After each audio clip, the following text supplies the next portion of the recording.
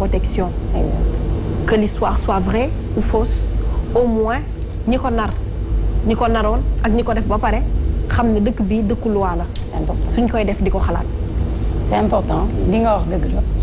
en plus c'est un sujet assez complexe cas bi xew nii mën nañ ci tirer plusieurs leçons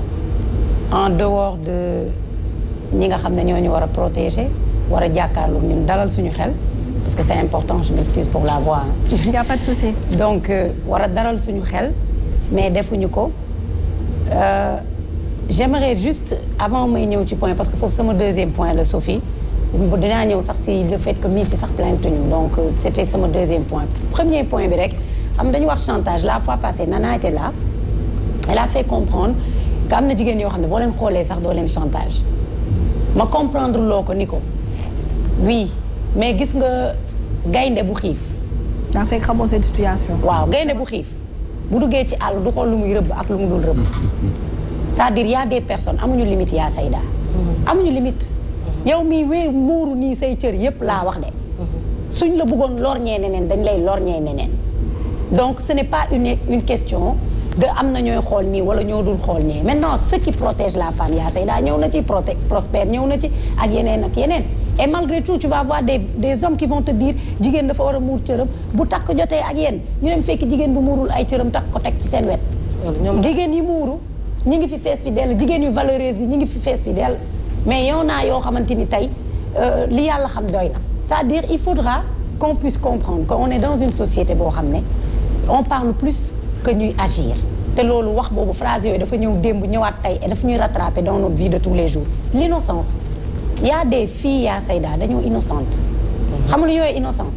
mooy boo leen bëggoon ren di jéggi léegi da nga koy def nga jaar kenn mun ci dara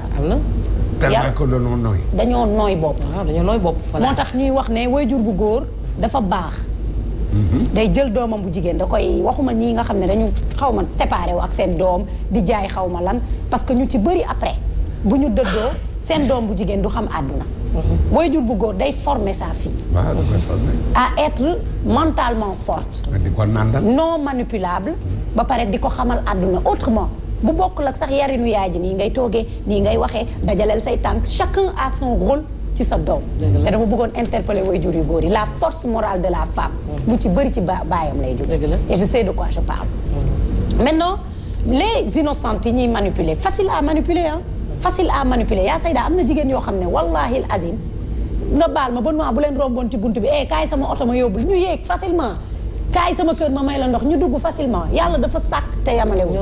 et c'est ces personnes là en plus de la situation du pays généralement qui sont utilisées damay wax chaque jour bu ñuy waxtaan bu leen fàtte ne nous sommes dans un pays extrêmement pauvre yaa Sayda cela ne justifie rien ñii gore ñi ngi gore ba tey ñii baax ñi ngi baax ba tey mais am na ñoo xam ne dañuy xam situation nit embauché ko kàmbal nañ ko bu yàgg di ko may promotion di ko def yenn yi parce que xam nañ ne ci loolu rek la ngoy bëgguma kenn nekk ci situation boobu booy dépendre prospère ci nit ba dootoo mënati détaché wu de cette personne mais dafa am ñoo xam ne mënuñu koo supporter bien sûr c'est une réalité mënuñu ko ndaxte ñoom c'est une réalité saa ñu nittee wala ñu jaaxle dëgg la xamuñu lenn lu rek jaaxaan loolu leen sant du kàmbal bi ma lay wax papa mooy man Sophie père Mbaye Ngoné xam na ne yoruma dara xam na ne sama kër amul dara ma xëy mu am société am ne ma kaay liggéeyal ma man maa ngi ne j'ai de l'espoir parce que papa en plus de mes diplômes yërëm na ma embauché ma naka te yaa ngi may kàmbal parce que tey xam nga ne tey liggéey boobu moom rek laa am ginnaaw yàlla te c'est facile qu'on parle comme ça naan nañuy wàqirlu ci yàlla nañu mooy ci yàlla dëgg la mais y a de ces situations yàlla bu ci doomu aadama ba ngay war a mën a naan la xalaatal yàlla ubul xalaat yàlla et c'est des réalités qui existent du chantage la violé la répétitif à chaque fois bu la ko defee te da ngay wuyu si par la force Pros nee na d'accordul par la force wallaay sa condition wallaay di nga ñëw par la force parce que waaw koo mënta muñ la mu yor waaw koo mënta muñ alalam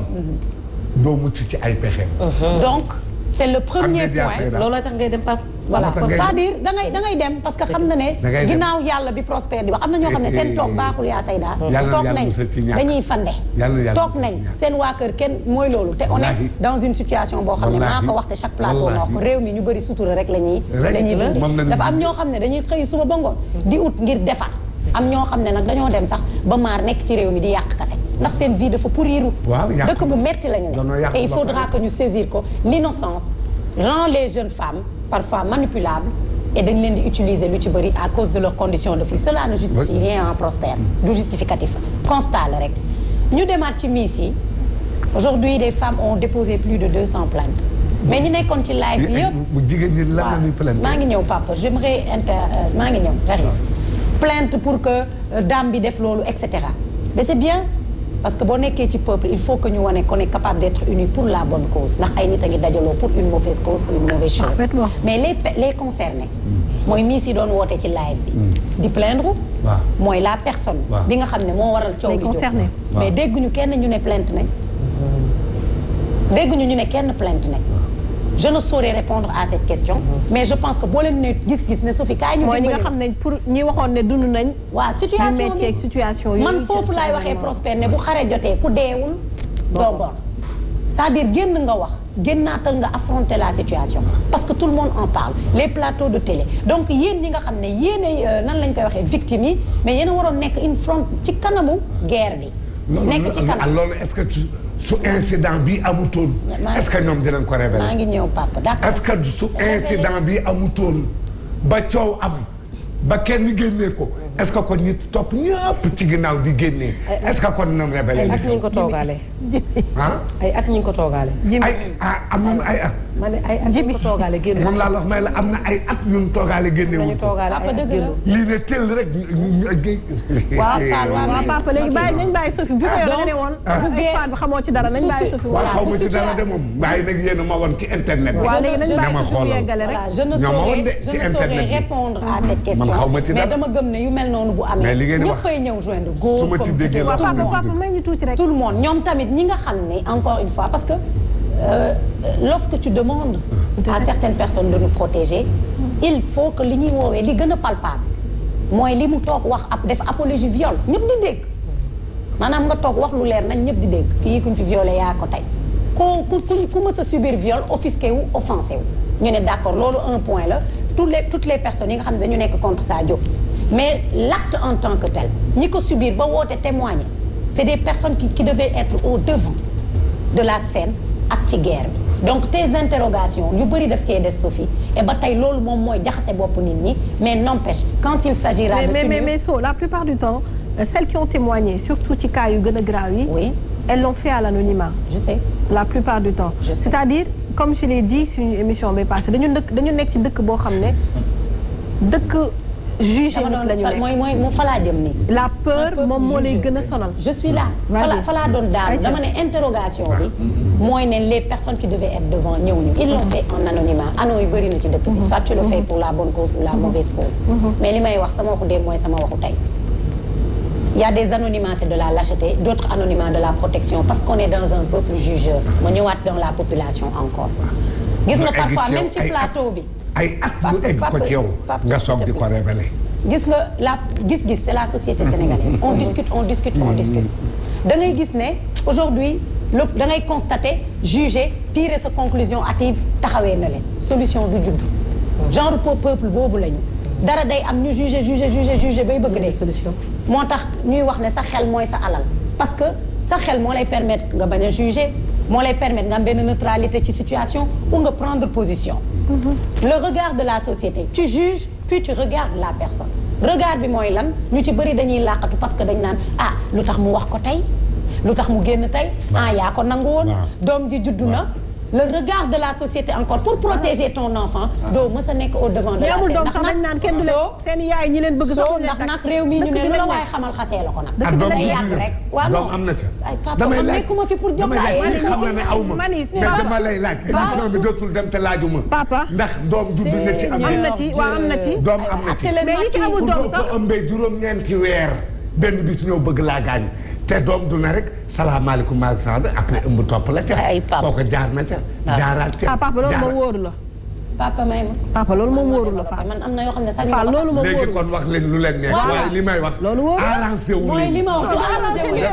yaa Seyda moom laa doon wax dama ne tu retrouves même ça sur le plateau. gis nga tey xam nga tey moo tax ma ni non c'est la population sénégalaise li papa def léegi mooy dugg na ca biir néeg ba. waaw xam la fa xew. waaw yow mii léegi nii. waaw baal ma ak fanaa tëddloo xale bu jigéen bi plusieurs fois. waaw ëmbaloo ko te newu fa woon c'est tout ce qu'on sait faire.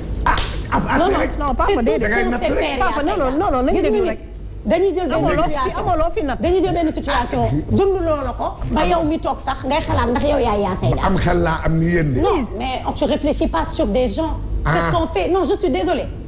tu fais pas maanaam mën nga ñaaw njort ci dara. mais ne pas aller jusqu'à naan bu doom amee rek mooy nit ki tëdd. d'accord je suis minoritaire.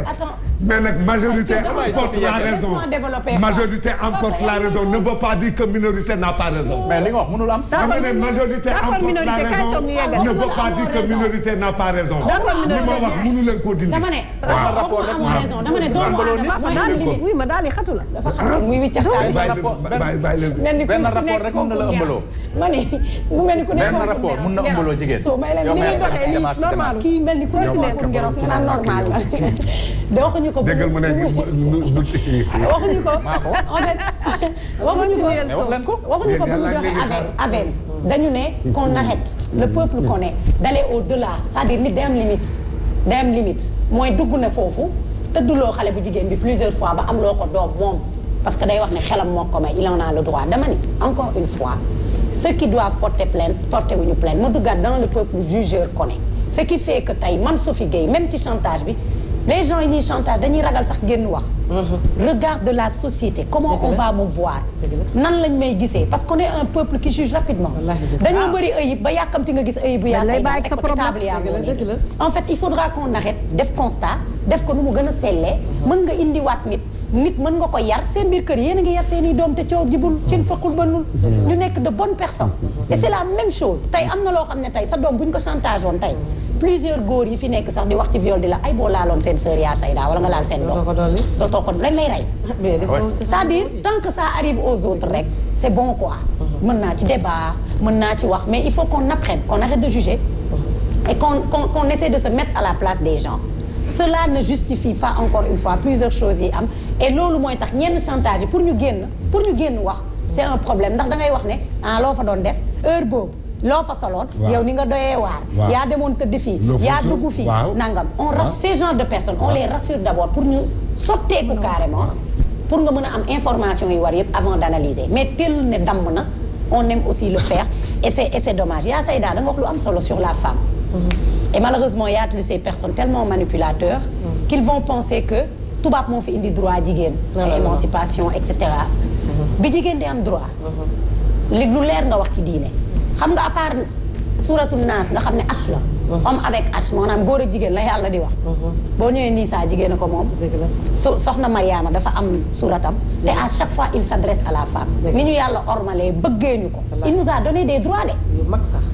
dama ne il nous a donné des droits yoo xam ne mën nga ko énumérer Baqara ba Naas di lire di wax droit de la femme lii la bon si on met beaucoup plus le suñu bët sur les devoirs loolu problème mais lu am solo nga wax parce que dafa wane ni yàlla moo njëkk cëralee jigéen yonent bi ñëw féddali ko avant keneen di ñëw boo nekkee nag doomu jullit arrête de tourner ton regard sur l'émancipation de la femme droit de la femme et cetera parce que bi femme di am droit yàlla di ko ormal tubaab bi dugg seegul Sénégal na jigéen ñi jàpp voilà non li ma wax rek mooy soxna yi pour jaaru leen ci yoon. d'accord non loolu fii ku fi jaar man Sophie Gueye bu ma jaarul ci yoon man la neex mais yàlla noppi na waaw non waaw mais loolu ku fetal nag dugg ci mbooy ku ko fi def waaye ku jaar ci yoon faaw di nga génn ku ko fi def yow la neex mais yàlla noppi na dama ne man Sophie Gueye bu ma fëtalee di tukkil àddina yàlla teewul droit yi yàlla jox jigéen moom moo ko jox ba yowmal xiyaam ba yowmal xiyaam maa ba ubbi téléphone yi rejet fa laay daanelee sax nu may waxee xaw ma lu ma développé ndax xaw ma lu ma développé ndax suñu wax ku nekk dégg na ko rejeté jeexul ubbi leen téléphone ubbi wuñ ko te parewuma mais ubbi leen téléphone yi rejet la faute sur les autres tey mu neex nag ndax defaraatal sa mbaxane nga toog ndax parewuma ngay salsaan yi léegi rejet de la faute sur les autres rejet de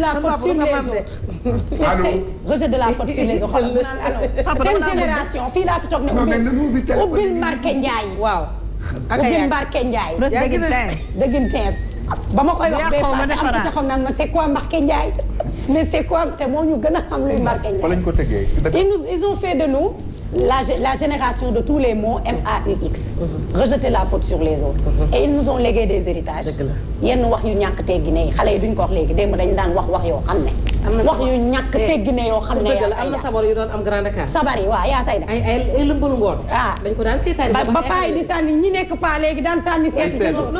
non dafa am lu gën a grave. man xam ni dañ arrêtez de pourrir notre génération. li am boobu xale yi ñemewuñ ko de maanaam seen série. ay mère seen série dañ koy di jéggi yaa sayda yaa sayda dama ne en fait il faut accepter yaa sayda bañuñu de mais il faut accepter qu'il n'y a aucune génération parfaite. xale yi fi ne nii bañuñu duñu gëstu ñoo fi ne nii ñu leen di gëlëmal di leen wax ne lépp yéen la de mais ñun ñi nga xam ne dañuy recherche toog ak ay mag ak yeneen xam nañ ne il n'y a pas eu de génération parfaite le viol a toujours existé yàqataan ci biir sabar yu doy waar yi xaweeku say cër wante ñiy baax ñi ngi baax ba tey baax amul époque yaa sayda mais nag d'accord naa ci benn côté bi papa wax waaw ci jigéen ñi nga xam ne farul fenn de yaa sayda mën na cu mën na jigéen ñi nga xam ne mën na cëcc caa dama bëgg nga ànd ak ñoom yow ubbil ma téléphone nanu ubbi téléphone donc ubbil Mbacke Ndiaye may ma bàyyi yaa sayda wax si jigéen ñi ñu violé xam nga am na femme yoo xam dañ leen di violé yaa sayda mi ñoom ñoo koy ñooy def li tax yaa sayda moi je vais plus loin je suis désolée non Benoît s'il te plaît mais dafa jëloon temps de part je vais plus loin dama ne il ne faut pas jouer man du ma ne am na jigéen yu viol amul excuse par contre yaa sayda am na beneen point am na jigéen ñoo xam ne sax waaw may mu gën a leer ñoom ñooy viol est-ce que loolu violeur ak viol la rek ak kay kooku violeur la ñoo xam ñooy viol bien sûr yaa sayda viol la ba tey góor comme jigéen viol la yaa sayda viol la et c'est un sujet sensible ba tax ni waruñu ko sax fawee gis nga live bu mami bi mais waruñu ko fawee taxawal yaa sayda yaay ba léegi da may mu dugg ma génnaat waruñu ko fawee ci góor boo xam ne dafa violé jigéen. waaw ak vice versa waruñu ko fawee aussi jigéen boo xam ne violé góor c'est vice versa ba bëri na góor yoo xam ne nee nañ seen i jànk ñoo leen xamal jigéen. kay loolu laa bëggoon ngeen laaj ma ko tamit. yaa sayda le point sensible d'accord nañu yaa sayda nañu bàyyi soo mu terminé. ma laal serveur bi ñëwaat ci mooy jouer avec des choses aussi sensibles. Mamiko day laaj ba ci digg bi am xale yu woote di ree xaw ma ndax comprendre nga naan man la nangam foo et am na ñoo xamante ni tey pour régler leur compte avec Benoît mën naa jékki-jékki ñu sekk dara ma ne danga ma violer par exemple je donne un exemple dañuy interpréter ak dañuy woo attirer attention nit yooyu pour ñu xam ne aujourd'hui am na góor yoo xam ne dañ leen comme ki nekk France interpellé ma ne ma dañ ko accusé woon de viol ñu tëj ko 6 mois yaayam génn àdduna juge bi notifié ko que amuñu sax preuve amatuñu preuve palpable parce que ku jigéen ki dafa ñëw retirer plainte bi ne deful dara ku góor kooku fu mu déggati viol danaan lii du dëgg xaw ma ndax comprendre les accusations à tort dafay tax ne dootuñu jëlati au sérieux un sujet aussi sensible ñi nga xam ne dañ koy utiliser contre des gens et c'est dommage lii du jeu lii du foykaay ça détruit des gens ça détruit des âmes mais am na góor yoo xam ne Benoît soo leen waxee waxu viol ni nga teglee sa tànk la ñuy teglee sa tànk parce que tëj nañ leen mais c'est ça ils ont été victimes wallahi li may wax nii nit ki bu fekkee mi ngi may dégg xëy na mënul woote mais semaine passée